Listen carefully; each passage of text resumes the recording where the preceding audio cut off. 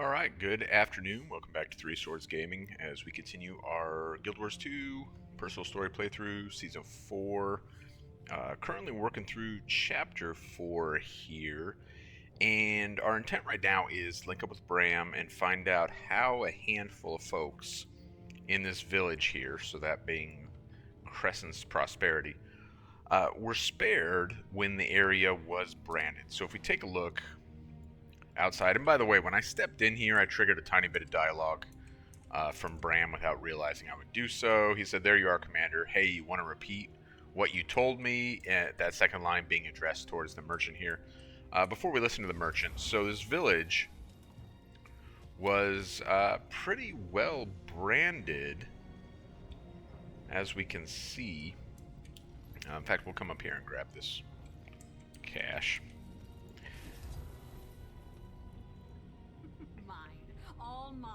Mine. All mine.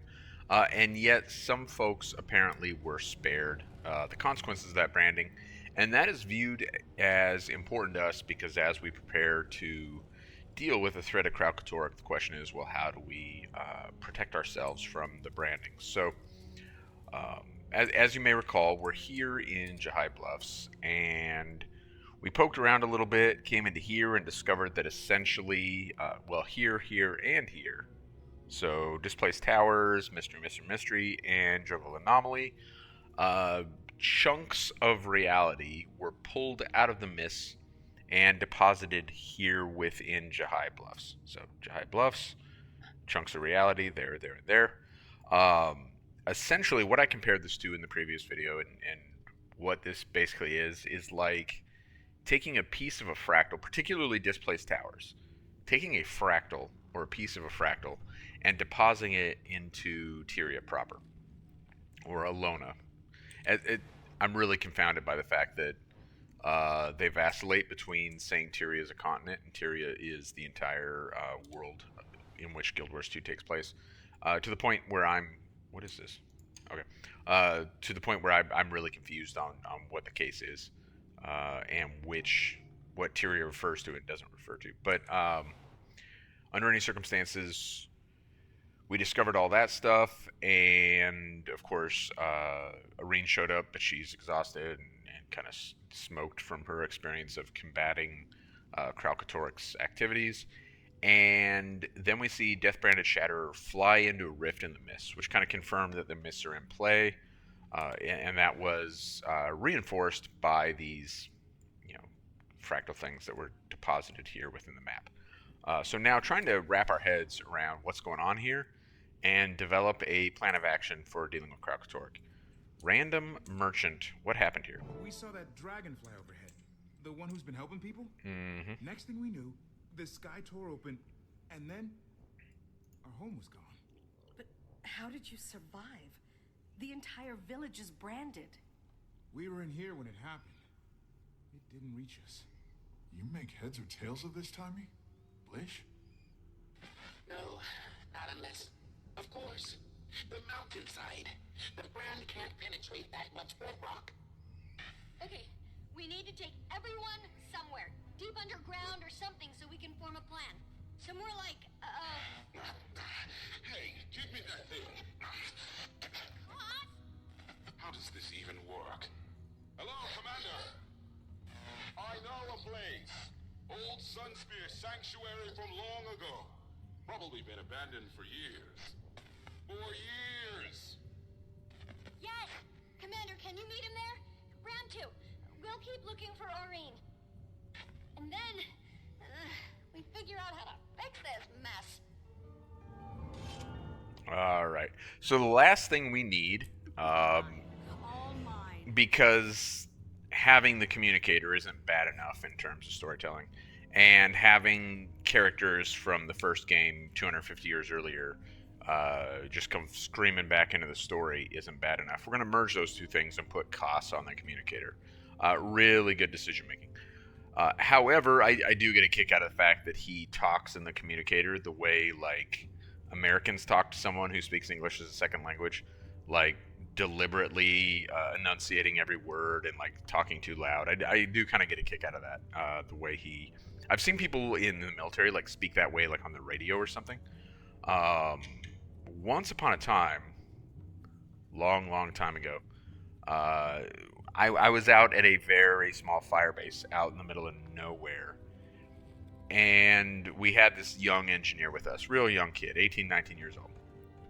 Engineer being a very loose term for what he did. And his command called back to us on the radio because they needed to discuss something with him, some trivial thing which honestly didn't even really need to be addressed. And they wanted to talk to him on the radio, so they're like, hey, can you put such and such on the radio? So we tracked kid down, brought him over to the radio. He had never used the radio before, and he literally picks up the handset and says hello.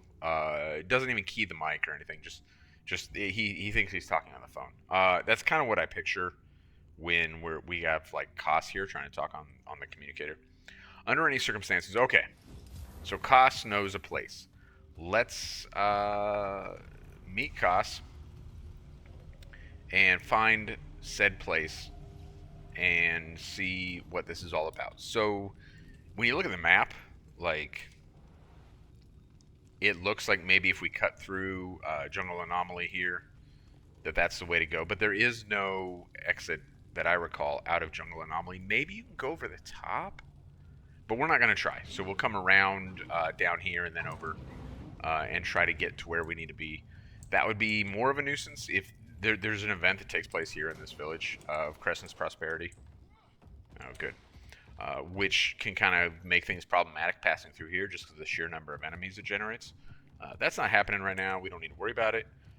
So now that we're clear of that singular branded who is making life difficult for us, we'll get on our way. This is one of those few times when maybe having a roller beetle would actually be beneficial.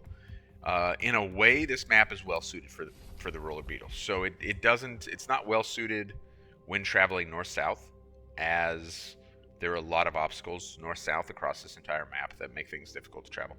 But east-west, if you kind of get like right here, running north of this like brand searing type thing that takes place here, and you just kind of run like this, you can make incredible time on a roller beetle.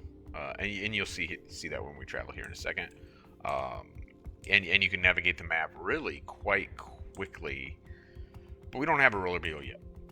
As I stated before, I think once we're done with the story playthrough, we will circle back around and kind of do a 0 to 0 plus, because 0 to 0, when I did that little thing, kind of a play on the 0 to hero thing, the whole idea was what is kind of the bare minimum for like quality of life and just being able to play the game to its full capacity without a lot of the unnecessary masteries and unnecessary things that people, players who have been playing the game for a long time, or players who kind of want to be like hardcore or whatever, things that they treat as necessary but aren't really necessary. So when we got our mounts, roller beetle to me did not feel like something that was necessary at all. I find it of pretty limited value. I don't think we actually wanted to go up there. However, wait a minute. Yeah, we do. Skyscale was, for me, like a necessity. And that's why we did that during 0 to 0. We may... Oh, good, a tornado. Let's go up the tornado. Which might actually kill me here because of the way... No, we should be good. Alright. Vroom. This is one of the coolest things they added, like, to this map. This tornado thing, which launches you into the air, and then you can kind of glide off of it. And, I think it's a fun thing. Super cool. Anyway, and it appears on the map. So if you want like the daily, we just got that for riding the tornado. Then look on the map. It's real easy to find. Big purple swirly thing. Cool touch. Yeah. So I think we'll kind of do a 0 to 0 plus where we circle back around and grab some things that I do not consider necessary, but are kind of extra, and just go through the process of getting them to kind of demonstrate some of those quality of life things. We'll get to that when we get to it. Right now, we're going to continue our story playthrough. That's 100% where I would sit if I had a chair. And see what Koss has going on here. What is this place that he thinks will be safe? Great-grandson, with a few extra... Commander, you okay? Kralkatorrik is in the mists. Chunks of another reality are bleeding into ours. We have to fix this, Bram. Hey, we will. We always do. Let's get this place ready to welcome the survivors. Then we'll handle the bigger problem. So I interrupted some dialogue there between Koss and Kossin, where they were kind of discussing like family ties. I'll throw the torch to give you a little light. Don't we need one over here? I brought a spare. The Order of Shadows always comes prepared. All right, other side. Whoop. There we go. Thank you for the torch. Super appreciate it. Now I can see so much better. Yeah, so they were comparing, or they were kind of examining like their family ties, and we cut that off, but it's not particularly notable. Kossin is Koss's descendant by, however many generations span 250 years. Let's say 8 to 10 generations, somewhere in that ballpark, depending on culturally, at what age people start having children in Alona. I guess 10 would probably be like a good speculation for generations here. Lever doesn't budge. Centuries of disuse have caused it to stick. So once again, Commander will use foot key. This is kind of a running joke in Guild Wars 2. It is really like, it's kind of the ArenaNet sense of humor, kind of in a nutshell. The fact that the commander kicks things everywhere he, she, whatever goes. At least we know nobody's been here in a long time. Not since I left it, probably. No one's going to accuse ArenaNet of having like particularly complex humor. Almost there. The brand did a number on this place. But the inner chamber should be safe enough. We can use it as a base from which to form our battle plan. Figure out how to clean up that Elder Dragon's mess. Commander, we finally found Aureen. She fell out of the sky over Gandara. Fell out of the sky? Fell out of the She's sky? fine, but she needs to rest. We're on our way to the sanctuary now with a few civilians. Then we better get this place ready for her. We need to activate Cormier's fire. Activate what? Her final gift to us. Used her magic to keep the area safe. Okay, so this area is like a very specific thing, right? So one, this is an area that was also available in the first game and functioned basically the same in the first game as they somewhat intended it to function in this game. The difference being that in the first game it maintained its utility for a much longer period of time than it does in Guild Wars 2, unfortunately. To kind of jump way ahead of the story, but to something that is relevant now, real time, June of 2023, what they intended to do here in Guild Wars 2 with this area as we move forward in Season 4 is basically what Arborstone is now. The difference is Arborstone is better by leaps and bounds. I appreciate the effort, I suppose. The problem with this place is it's too cheery. Good thing I brought the right gear. Corn and tar. Burns a little hotter. Just give me the word. Word. Word, Kossin. Word. Go ahead.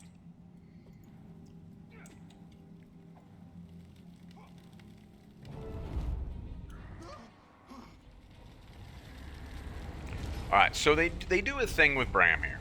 They do a thing. And basically that thing is, apparently Bram suffers from relatively severe arachnophobia.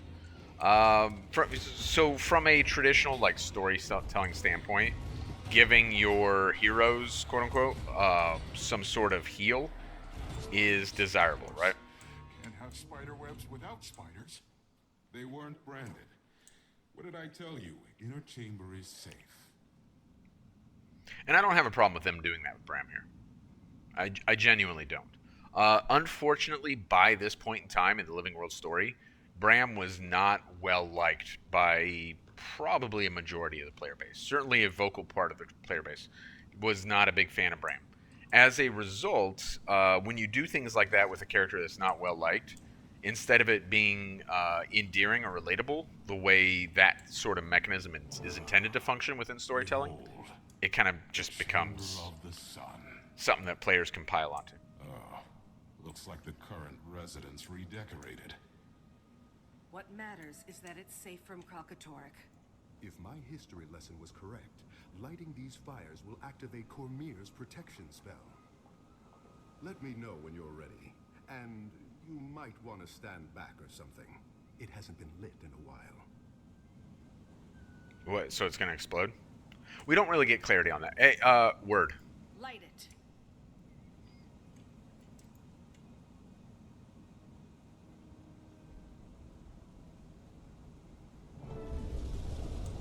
Good job, Cos.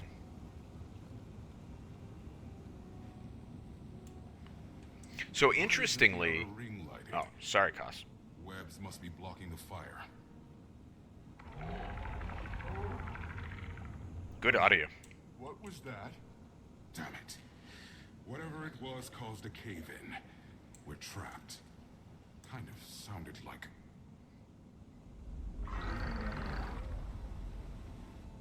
Oh, come on! Oh, it'll be all right, Bram. So what takes place in this instance where we massacre all these spiders? Besides the fact that it's fun to kill things, and generally speaking, it is advisable to insert some sort of combat in the instances, right? I think most Guild Wars 2 players probably prefer, by and large, instances where there's some combat involved. But beyond that, this particular instance will be referenced much later in the game. Come like End of Dragons time frame. We will see a reference to this, which I do like. I like when they circle around and give the impression that the characters have memory, Ram wants to sit this one out. because of course the characters would have memory, right? Ridiculous. I could stop them all dead in 10 minutes flat. 10 whole minutes. Easily, please. 7 minutes. Ah, now you're talking. Hassan, my boy, let's show him this family can hold our own. All right, so the 7 minutes thing actually sets the table for an achievement. However, I got that achievement during 0-0 playthrough, so we are not going to see that. You know, we will probably achieve it, but we're not going to see it pop up on our achievements. Egg sacks.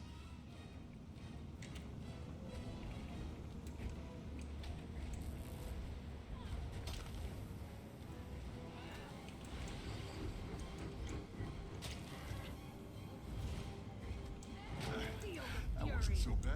Wasn't so bad, Bram. Everything will be okay. This must be a huge problem for Bram. Interestingly, just when it comes to like whatever trivia this is or whatnot, there was a conversation for a while about the possibility of a spider mount, or players were asking the question. I don't know if ArenaNet ever considered a spider mount or not, but players were asking the question, you know, why no spider mount? And arachnophobia was one of the things that was pointed to as a potential reason why spider mount might not be a thing. However, this entire instance would kind of like bring that into question, as would you know, an entire region of one of the End of Dragons maps, and like there are so many giant spiders in Guild Wars 2. I don't know that arachnophobia is like something that they've ever given serious consideration to as a design issue.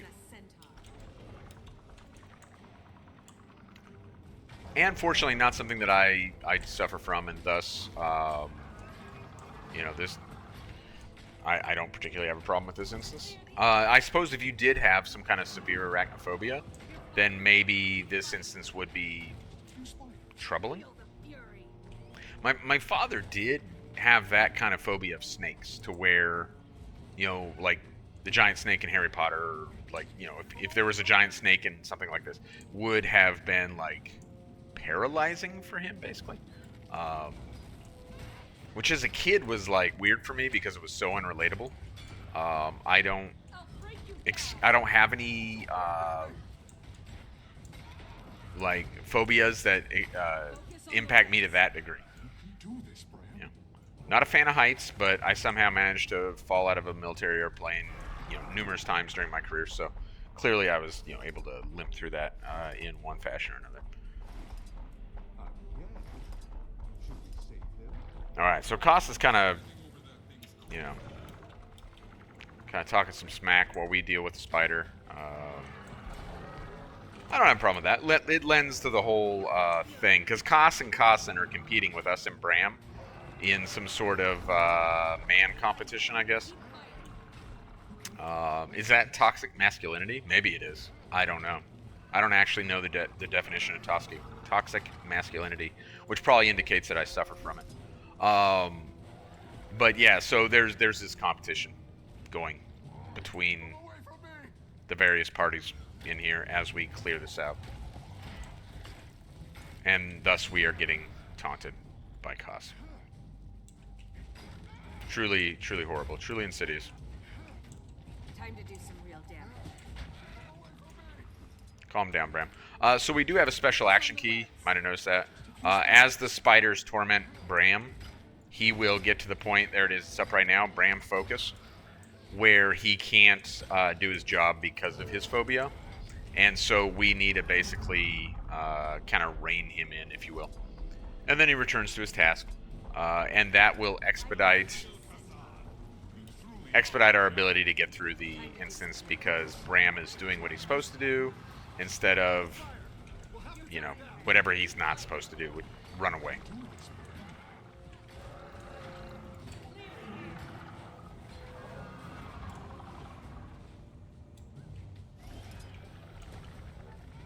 If you have something hot, so I generally, because I'm a bad player and a filthy skill clicker, generally do not have a lot of things like hotkeyed. The special action key you have to hotkey. You must. Even I do that. I didn't know you're... I'm not. That's just... Rox always takes care of the spiders. I think we can relight Cormier's fires now. Oh, please do. Commander, do the honors? You'll need this. Catch. Nice throw, Bram. All right, ignite. Let's get this place illuminated. There we go. And now the fire spreads, which is, this is cool design. New purpose. Feels like it needs a new name. I hereby declare thee Sun's Refuge. Perfect. I hope your friends will be able to...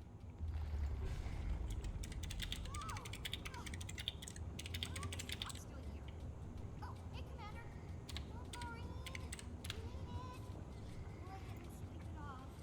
Wait, triangular web structure, bioluminescent traces.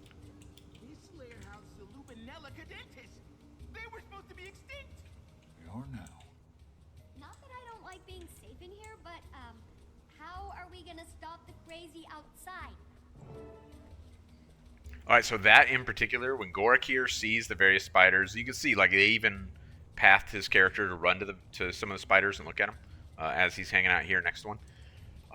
Him discovering that there were spiders previously thought to be extinct active in here, and then of course the commander squished them all. That specifically is what's going to get referenced later. But it is much later, so we'll try to remember that when that time circles around. Presence in the mist is destabilizing the border between our world and the next. So what does that actually mean? I don't want to sound alarmist, but reality might disintegrate. Well, what does that mean? Wait, you know what? Never mind. I don't want to know. Why is Kraut doing this? What's he after? That villager said something that stuck with me. Right before the rifts appeared, they saw Aurene.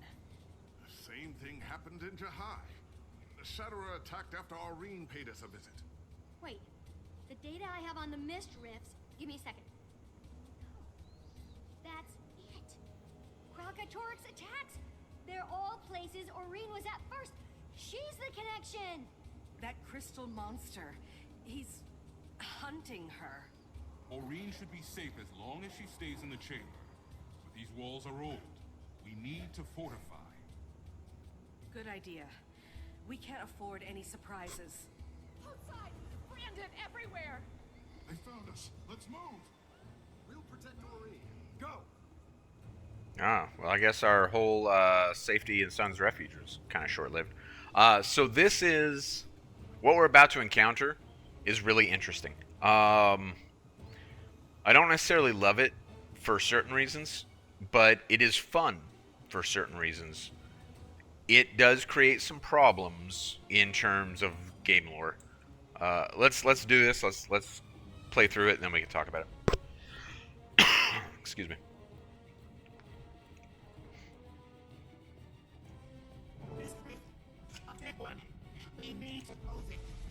Zaim, get the civilians to safety. Bram, let's shut that rift. Okay. So essentially, this duplicates the rift that we played in the open world, right? And as you'll recall, so we battled a horde of branded, and then that was followed by dealing with a boss-type figure, which was the Rift Stalker, which is like a creature out of the mist that, you know, has whatever abilities it has to open these rifts and allow these branded through and so forth. So, oh, yay for me. I got Hammer Master. Alright, here we go.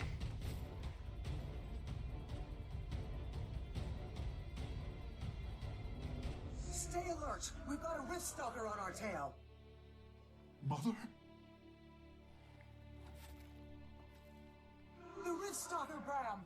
We have to take it down!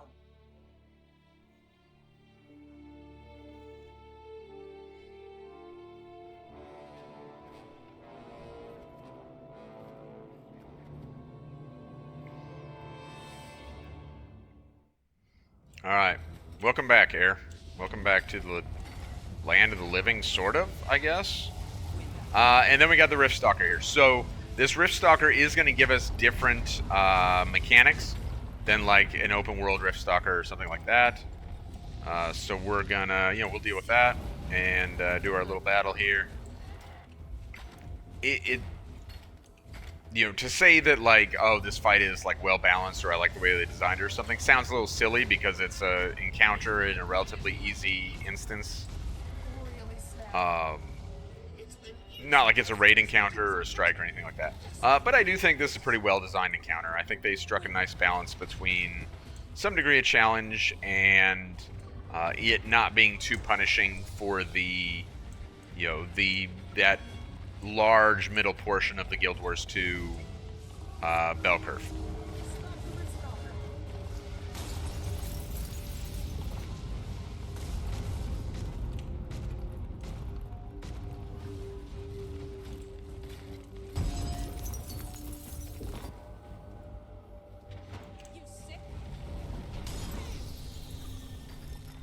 Now it is important to get those things down as fast as possible to make this fight kind of work the way you want it to.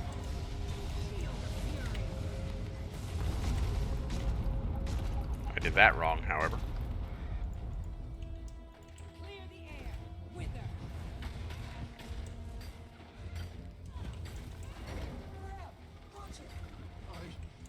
Sorry.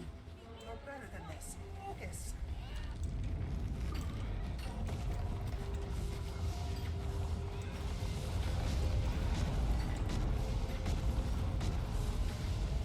You fell after hit.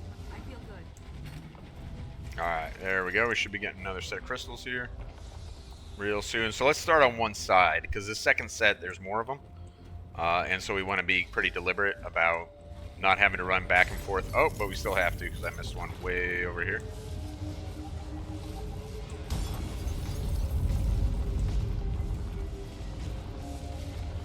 Time to do some real damage.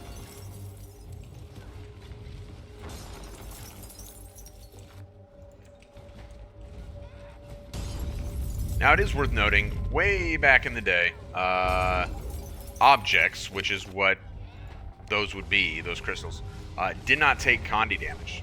So your strategy for taking down like a oh, I gotta get this guy taken care of. Your strategy for that would be much different, like core game. But by this point in time, by Season 4, objects like that took condition damage, so you could, you know, whatever it is that you fancy playing as your build would be useful in a scenario like this. You never change, do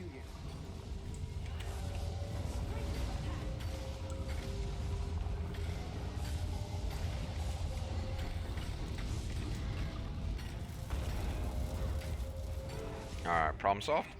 That's taken care of. Alright, so we not only have air, we have Snaff. You wrote my textbook on comparative golomantic theory. Mother, I can't believe. You're dead. How is this possible? You're asking the wrong Norn. Look, we can't stay in this world for long. Glint sent us with a message for Oreen. Kralkatorrik has begun to consume the magical energy inside the mists. Just like he consumed Balthazar's magic. That explains all the chaos out there. If allowed to continue unabated, he will devour reality itself. Blish was right. Oreen is inside. This way. Alright, so Snaff... go ahead, Bram. Can we talk? Bram, we don't have a lot of time. And talking was never our strong suit anyway. What's done is done. I wasn't what you needed. I know that. I'm sorry. But I had to be true to myself. I had to follow my legend. I Gross. didn't want to leave you behind. Believe me, I knew the cost. But if I'd stayed, what good to you would I have been? I'm not asking to change the past. I just... Seeing you now. Is it really too late for us? Yes, Bram, it's too late. I'm dead. And anyway, I could never have been the family you needed. Don't you see? These people love you. You don't care. But... And yet they're still here. Look at that. Let me go, son. Live your life. Mr. Snap? Sir? Can I pick your brain about concave versus convex reflectors in Surveyor Golem visual sensors? You're quite precocious, aren't you? What did you say your name was? Timey? Sir? Ah, soldier's apprentice. That explains it. Explains what? Oh, I've heard great things. Hey, Oreen. How are you feeling? Maureen, I need you to listen carefully. Your mother sent us. Glint is doing everything she can to hold off Kralkatorrik, but she won't win. She needs you. It's time for you to fulfill Glint's legacy. Wait, what does that mean? Oreen must kill Kralkatorrik and replace him as Elder Dragon. Now. No, she can't face Kralkatorrik alone. She isn't ready. Not alone, Commander. Your fate is entwined with hers. The prophecy hinges on you both. You must take him down together. And do not tarry. The more you wait, the more powerful Kralkatorrik will become. What, you expect them to take down a walking hurricane by themselves? Oreen's still a kid! Stop it! You're scaring her! This is why you were brought together. Last failed because he didn't have a champion, Commander. He didn't have you. Then I'm going too. They're not doing this alone. They're not doing it at all! It's what you were born to do.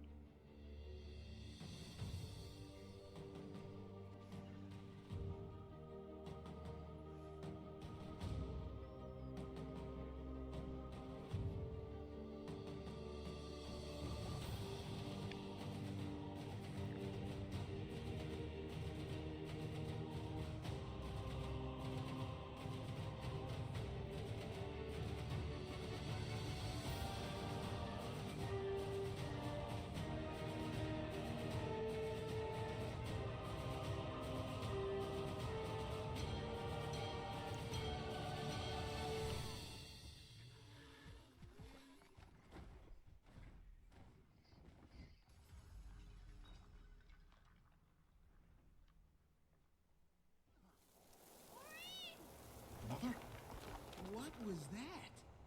The battle with Kralkatorrik. Aurene has had a premonition, a vision of the future, of multiple futures. The outcome is always the same. No matter what we do. Aurene dies. We just came from outside. Aurene broke straight through the branded crystal. She's gone. Oh gods, not even the dragon will face Kralkatorrik. What are we going to do? We have no way to know when he's coming. Please, everyone, calm down. Calm down. You saw what it's like out there. Hear my prayer. Actually, I think I He can... comes out of nowhere. I don't want to die. We already lost a whole village. I have an idea. We have to fight back. It's no use. We'll never see him coming. Everyone, Blish has something to say. You're frightened, and you have every right to be. But we need to be strong for each other. We need to stay calm. How are we supposed to stay calm when an Elder Dragon could attack at any moment? Luckily, handling dragons is what the pack does best. The commander and I have a plan to keep you safe. What is it then? What's the plan? Patience. If anyone can think his way out of this, it's Blish. He can do anything. Inaccurate, but thank you. I believe I can create a device that will warn us when Kralkatorrik is coming. And we're going to begin working on it immediately. Right, Commander? Yes, of course. Lead the way. I'll send Lead word the to way, remaining Blish. Sunspears, Commander. They should join us here soon. Are we supposed Thank you, to Zane. just trust him? A golem? What if we have to leave again? All right, we're gonna talk to Blish, but we've kind of got three things thrown at us via gameplay and via cutscenes and so forth, which we need to examine. So the first of those three things, Air and Snaf come flying out of this rift in the mist thing and aid us, and Air has wise words. By the way, Air's dialogue, for whatever reason, like the audio during my story playthrough has been all jacked up at times, and it was again. So twice we lost dialogue from Air. The first time is when Air was talking to Bram. Bram's like, Mom, you're back. Like, emotions. But her dialogue that got cut off actually has like one really little interesting thing. So I kind of went back. Here, let's move our text box up here. And if you'll take a look, Air, you have that family. These people love you. That's fine. Whatever. They will grow your legend. So that is a distinctly Norn thing. For the Norn, their legend, their tale of daring feats and feats of strength and so forth is central to the Norn sense of identity. So that was important that she gave that dialogue. And then later on, let's see. She was cut off again. It was like less important. I think it was. Where was it? No, before that. Oh, here. So when they're trying to convince Aurene to like do battle with Kralkatorrik and everyone's arguing about it, Air doesn't just say it's what you were born to do. She says, Aurene, look at me. Defeat Kralkatorrik and take his place. It's what you were born to do. No big observations there. Just of note, there was a little more to that dialogue than what we got. Okay, so Aurene and Snaf, boom, here they are, no longer in the mist. And fully aware of the fact, A, that they're dead, because Air expresses that. I'm sorry, did I say Aurene? I meant Air and Snaf. Air and Snaf. They know they're dead. Air explicitly states that. So when we talk about like figures of the past and stuff being in the mist, and this idea that they're echoes, because remember, like we had the Revenant thing, and we had Ritlock as a Revenant and stuff, and sometimes I ask the question like, are these echoes like the fractals, and are fractals in fact echoes? And like there's this big question about what the mists are and are not. In this instance, at least, the mists are very clearly an afterlife, and Snaf and Air are aware that they're dead, and they have come to impart wisdom upon us and so forth. So what is, what does that mean now? Does it impact other parts of the game when the mists come into play? Does it? I hate bringing dead characters back, and Guild Wars 2 does it at least one too many times for my taste, because it lessens the impact of death. And we kind of see that here with Bram's reaction, right? Bram now saying to his dead mother, "Oh, we have a second chance," and so forth. And central to Air's argument against that, instead of saying, "No, Bram, I'm dead," like that's not the way things work, she mentions that's not possible because I'm dead, but she also makes a whole bunch of excuses for why she can't do it because she's just a bad mom. So if we go back to that dialogue, she talks about it's way back there. I have to really kind of go back. I'm not what you needed. That's a great thing for a deadbeat parent to say. I bounced because I'm not what you needed. It's really a shifting of the blame, right? It is your fault because you needed something different. I did not have to be there or should not have been there as a parent. Good job, Air. I know that. I'm sorry, but I had to be true to myself. So now we have the real motivations. What Bram needed is actually the least of Air's concerns. I had to be true to myself. I had to follow my legend. Really raises some questions about like Norn parenting altogether. And yet, if you go to Norn areas within the game, you see Norn children with Norn parents, and those parents are raising those children. So Air is in fact an outlier. She's simply a bad parent.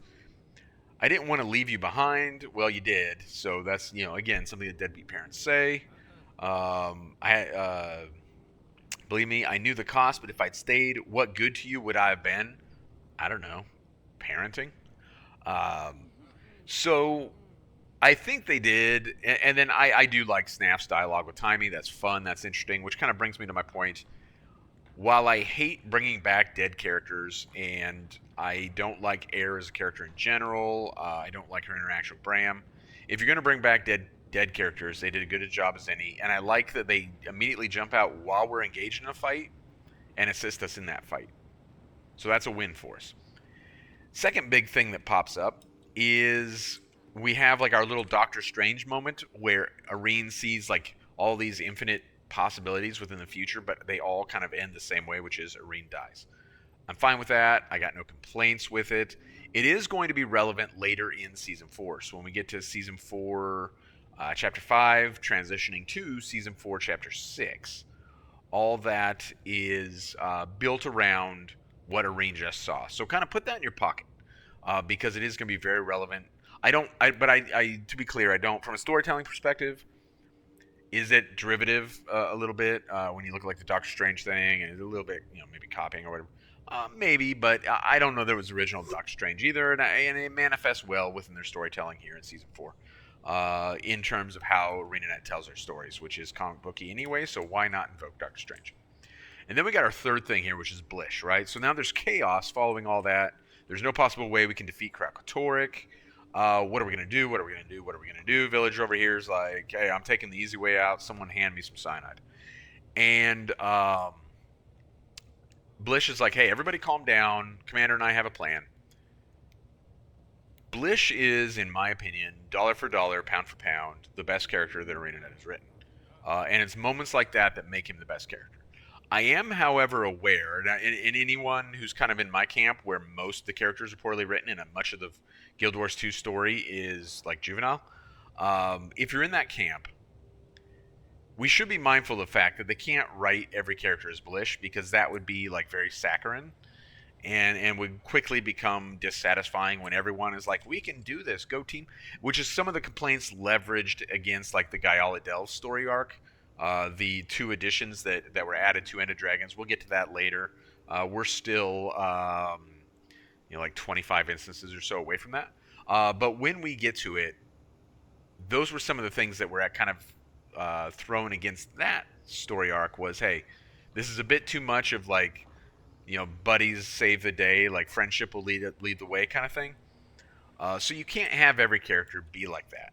So as much as I don't like the way they write some of these characters, Blish excels in scenarios like this because they write some of these other characters in the way they do. That's why he stands out. That's what makes him great. So with that in mind, now having addressed kind of those 3 big things that I wanted to cover, Blish, you told everyone we have a plan. Do we have a plan? What is happening? You really have a plan? Not yet. But widespread panic had to be averted. However, I have the beginning of one. This aside, our most pressing problem is that we don't know when or where Krakatorik will appear. But if we were to enter the mist and affix a tracking device to him, I could create an algorithm to predict his movement. And use it as an early warning system. Evacuate settlements he's headed towards. But how do we pull this off? Leave the device to me. A boomy lure. Magic tasty enough to tempt a dragon. Something like...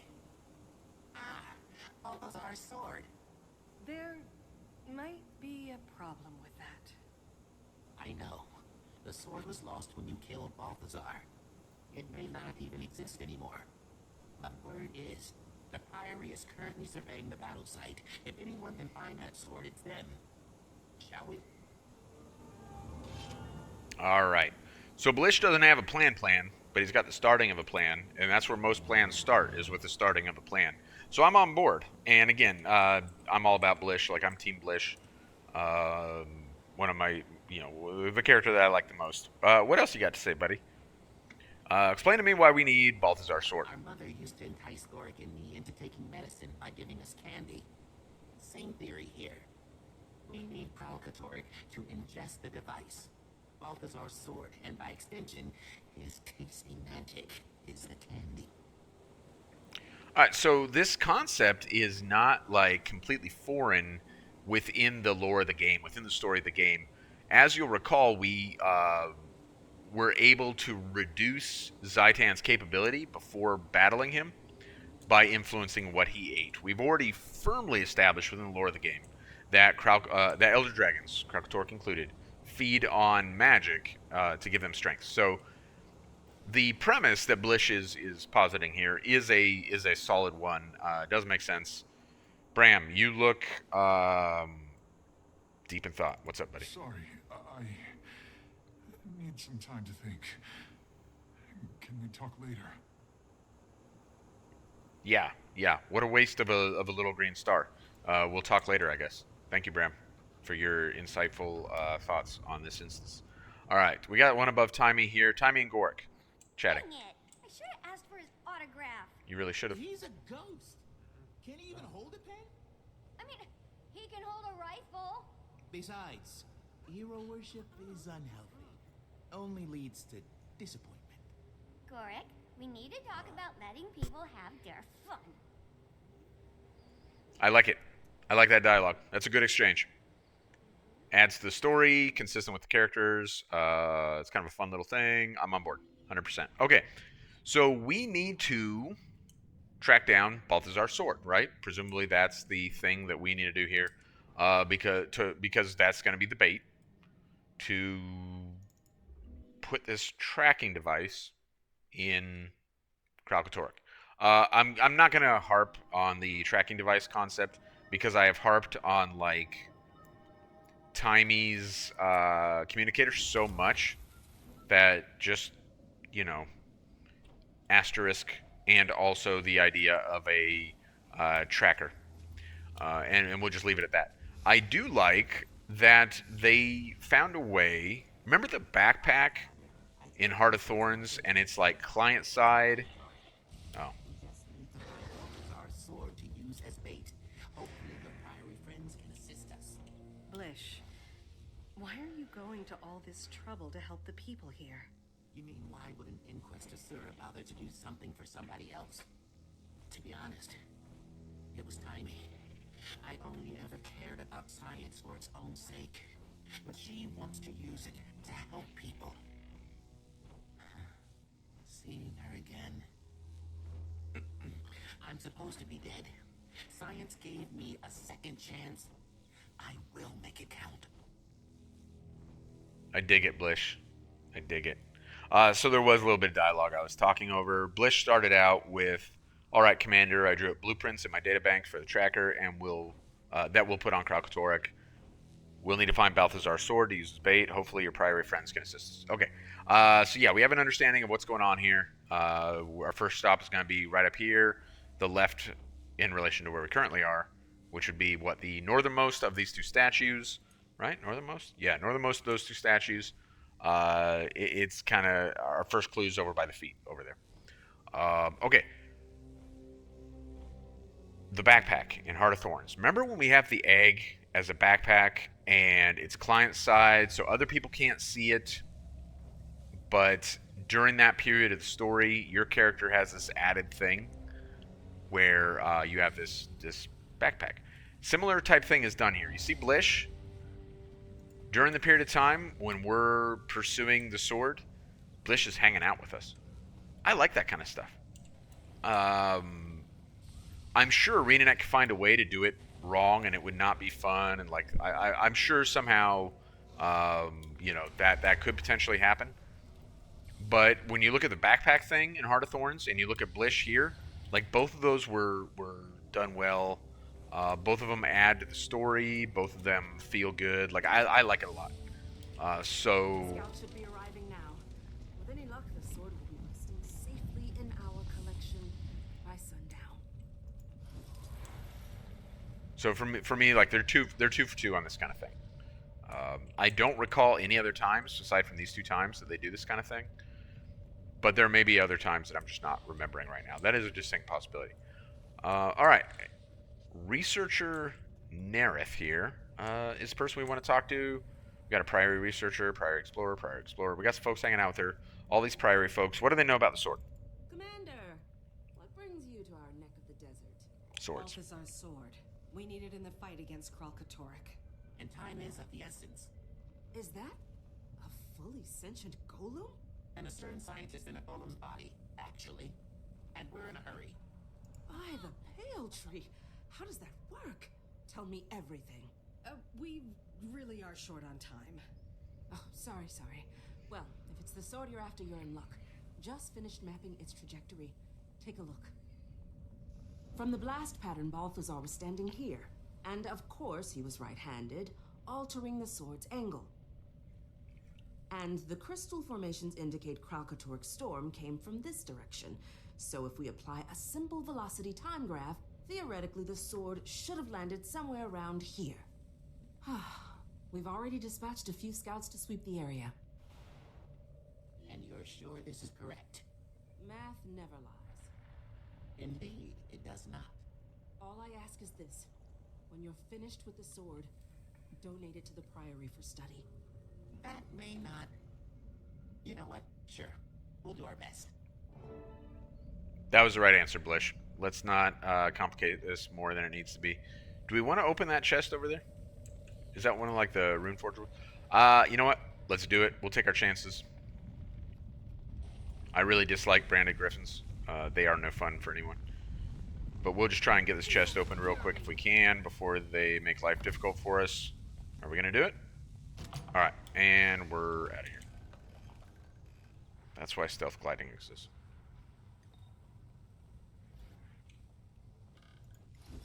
Apparently that chest was not part of a collection though, so I wasted my time. Okay, back to Jahai Bluffs. We have a trajectory for the sword. Alright, I'll buy it for $1. I think probably... Oh, did we just miss Death Branded Shatterer? So remember the Death Branded Shatterer from that very first instance for this chapter? That is the meta event for this map. It looks like we just missed it. It takes place right up here. Yep, there's the chest. Yeah, so we just missed it. Maybe a little bit unfortunate, but I would not have done it anyway because we're charging through the story, so we'll keep moving. Yeah, so... Balthazar's right-handed. Established in lore now. Important stuff. And actually, I don't know how important that would be, or whether or not... It sure sounds cool, though. Like, from a purely scientific point of view, I don't know that that would have a significant impact given the other variables that like, are in play here. But it's cool. Okay, that was the sound of these two folks right here. But I have like this weird like thing where I'm not gonna pass this Mistonian. Oh yeah, I guess I am. Do I not have another pick? Outrage, absolute outrage. All right, I guess we are gonna pass it.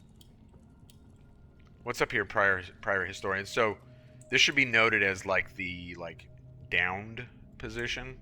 So both these Priory folks here are apparently wounded, have encountered some sort of serious situation. Sword. You have to go after it. One minute we were pulling Balthazar's sword from the sand, exactly where Nerith said it would be. Next, everything went black. Woke up with a bloody shoulder and no sword. It was that sniper. Sniper? Came out of nowhere. Picked us off before we knew what was happening. He was like a ghost. A shadow. Did you see where he went? He headed southeast from here. To the garrison. Southeast. Got it. Nothing is ever easy, is it? It's a good point, Blish. You raise a valid concern. And yet, it's the story of our lives, isn't it? There's like a mastery point that's like up on the top of one of these branded things. Do I already have it? Let's see. It kind of be... No, I don't. Alright, should we get that on the way? Let's do that. Is it on this one, or is it on...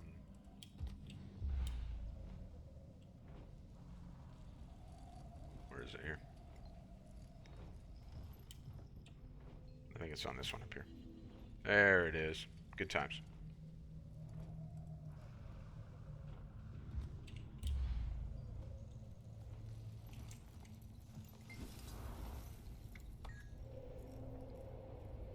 God knows we need more mastery points. That is, after all, why I am not currently... We got 14. I don't care right now. It's just a number. None of that's really going to impact our gameplay significantly, to be honest. And I'd prefer to save what we need for Roller Beetle before using some of the other stuff. So, I mean, they are nice. They're nice additions, but it's not enough to where... it's going to have a significant quality of life. Alright, so I am going to wrap it up here for today. Which is to say that, like, I'm not going to begin the next instance. I don't like the next instance. I mean, it's not as bad as the first instance of Chapter 3, you know, where we enter a stand or anything like that. But we're not going to do it today. We'll circle around and we'll do it. We'll finish Chapter 4 with our next playthrough. I do want to mention, actually, let's go ahead and look at it since we're not going to do that instance. Let's head over there. Because there's one more thing I want to look at before we call it a day. And that is this heart right over here. So I mentioned when we were in Istan, and I've actually mentioned it a few times, you know, whether it be in 0 to 0 or during story playthrough, that in Season 4, the Return to achievements are the way to get Skyscale. And that's how we did it in 0 to 0. But in the event that for whatever reason you find yourself farming map currencies in Season 4 to get Skyscale, somehow you spent the ones from Return to achievements or whatever, then you need to be Faye Quinzel right here for this map. This heart is unbelievably easy. What is happening right here with Faye is the way to get map currency on this map. It will take you all of like 1 minute to do this heart by doing that right there. Pick up the branded shard, throw it at the testing dummy, pick up the branded shard, throw it at the testing dummy. It's going to respawn every time. As soon as you throw the last one, the next one respawns. You can see like each throw does not make a huge difference in the heart. And yes, the audio is annoying. But look how quickly this heart's going to get done. See? Faye's done. Be like Faye. Now she's going to run over here, I assume. Talk to the heart vendor. Yep, that's what she's doing. And get 5 map currency for this map in like a minute, minute and a half. You know, if she was a little more purposeful than me because I'm running my mouth while I'm doing it, then she probably finished it even faster. We got about 2 throws left. Nope, not even 2.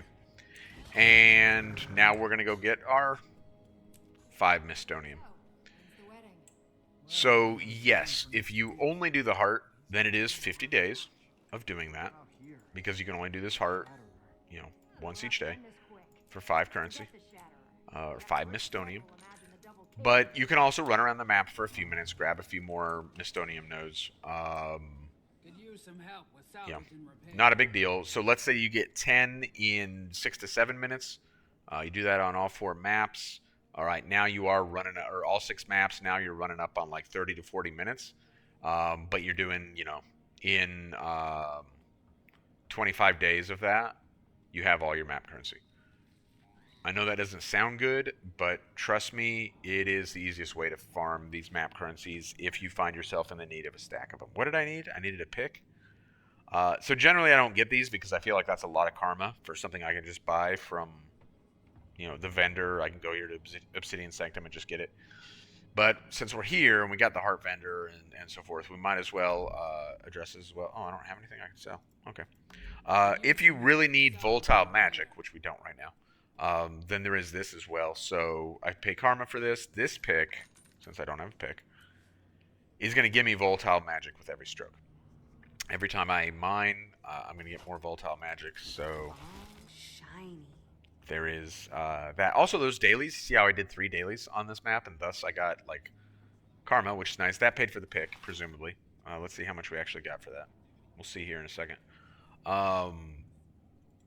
But also we got map currency for each of the dailies as well. So, again, and yeah, 4,500 karmas for doing the dailies on this map. Now, these days, you cannot do the dailies for this map every day the way you used to be able to. It's on a rotation now, just Season 4 dailies in here. Let's see, where would that be? It'd be over here, Living World Season 4. Happens to be Jahai. Oh, that was only 1 daily. So yeah, you can get, you do all 4 of these. That's 12 more map currency, but of course that included Death Branded Shatterer, which is on a timer. Do the jumping puzzle. That's an easy one, though. Anyway, a few observations about the maps since I'm not doing any more story today. And that is it. We're going to wrap it up here. So, what did we achieve today? We cleared Sunspear Sanctuary, which is basically, or Old Command Post, as it's called here on the map, Sunspear Sanctuary. If you ever played the Suikoden series for like the PlayStation or PlayStation 2, Suikoden 1, Suikoden 2, Suikoden 3, I think there was a 4, I think that's where it ended, at least in the Western market. They were pretty good games. 2 in particular, really, really good. I think that was for the original PlayStation. I think 3 and 4 were PlayStation 2. That is kind of what they try to achieve with the Sunspear Sanctuary, and what they do, in fact, achieve with Arborstone. In neither case do I think they do it quite as good as that old series did. But hey, we can't all be PlayStation 1 games, right? So, Arborstone's done pretty well. I'm not gonna get too worked up about it. Sun's Refuge is a little bit lacking, but that's what that is. So we unlock Sun's Refuge. Now the folks who are under threat from Kralkatorrik on this map have a place where they can go and kind of hide out, whatever. Along the way, we met Air again. Thank you, Renet, for that, and Snaff as well. So bringing back dead people again. But at least they did it in a somewhat gratifying fashion. It's better than the way it's been done at times in the past, or the way it may be done in the future. And then Irene has a vision of many possible futures, all of which are bad for her. And Bliss tries to calm everyone down by having a plan, which is half a plan, but that half is we're going to put a tracker on Kralkatorrik so we can predict its attacks, and ultimately probably target it, right? Because we can track it down. So that's kind of what we did for our thing today. When we come back next time, we gotta get Balthazar's sword, because that's how we're gonna get Kralkatorrik to gobble up that tracker. We're gonna stick it on a magic sword. So that's where we'll pick it up next time. I appreciate you hanging out with me today, and I look forward to next time. You have a good one.